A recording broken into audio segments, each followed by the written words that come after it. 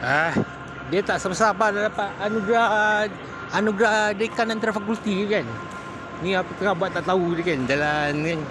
Tengah cuci cari kerja.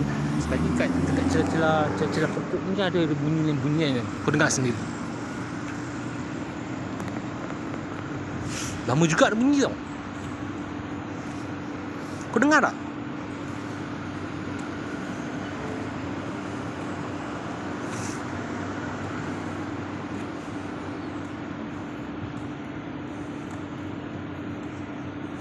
Kalau kau tak dengar tu ada sound trouble lah.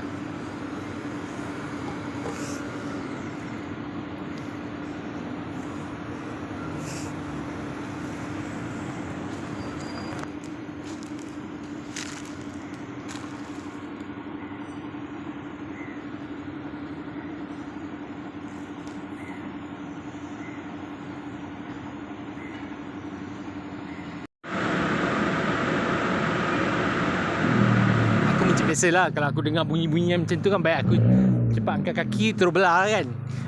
Sebab aku tak tahu workshop tu dah operation berapa lama kan. Kalau kena budak kecil baru nak belajar tu, lantak dia lah. Kalau dia mati kat dalam tu, dia punya pasal lah kan. Itu masalah dia kan, bukan masalah aku. Lah sini pun ada speed mat. Aduh.